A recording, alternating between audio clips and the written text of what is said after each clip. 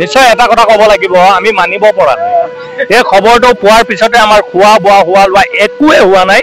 আমি এটাই মাত্ৰ মাথো আমি ভাবিছো এই নিউজটো কেনেবাকে যদি ফেক হৈ যায়, যদি এই নিউজটো যদি বোলে নহয় এনে ভুৱা প্ৰচাৰ হৈছিলে বুলি পেলাই যদি আমি শুনিবলৈ পাওঁ, এই এনেকুৱা কিছুমান কথাই আমাক বিভ্ৰান্তিত কৰিছে। আচলতে জুবিন দা মৰি গ'ল এই কথাটো আমি বিশ্বাস কৰিব পৰা নাই। সঁচা কথা কবলৈ গ'লে জুবিন দা আমাৰ মাজত জীয়াই আছে। কোনোবাই মানে নামানে তাত কোনো কথা নাই, কিন্তু আমাৰ অন্তৰত সদায় জীয়াই আছে, সদায় জীয়াই থাকিব। এনেকুৱা এজন ব্যক্তিক আমি হেৰুৱাইছো, যি ব্যক্তিক হেৰুৱাইছো আমি কোনো কাৰণতে মানিব পৰা নাই। গতিকে জুবিন দাৰ আদৰ্শ, জুবিন দাৰ সকলো কথাখিনি আমাৰ প্ৰত্যেকটো মুহূৰ্তত আমাৰ মনত পৰিছে।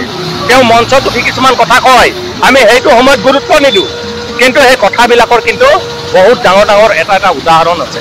আজি জুবিন মানে ক'বলৈ গ'লে জুবিন মানে কি আমি জানিব লাগিব। জুবিন মানে এটা তৰোৱাল, হয়নে নহয় বাৰু? পাৰ্চী ভাষাত জুবিন মানে এটা তৰোৱাল। গতিকে এটা তৰোৱালৰ ধাৰ কেতিয়াও শেষ হ'ব নোৱাৰে। জুবিন দা শাৰীৰিকভাৱে মৃত্যু হৈছে, কিন্তু আত্মিকভাৱে আমি সদায় তেওঁৰ লগত আছো আৰু তেওঁ আমাৰ লগত থাকিব। তেওঁৰ আদৰ্শ, তেওঁৰ পৰামৰ্শ আমি লৈ আমি জীয়াই থাকিম। গতিকে জুবিন দা সদায় অমৰ হৈ থাকিব।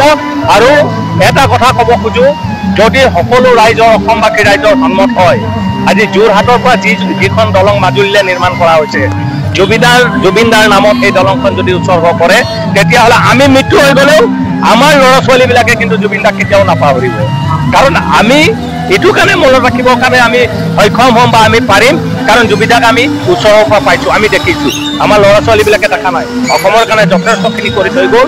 আমি কিন্তু জুবিন দাৰ কাৰণে একো কৰিব নোৱাৰিলোঁ। এই কথা সদায় কিন্তু দুখ হৈ আমাৰ অন্তৰত থাকিব। গতিকে বৰ দীঘলীয়া ক'বৰ কাৰণে এই সময়ত কোনো ভাষা নাই। গতিকে ইমানখিনিয়ে কৈছোঁ।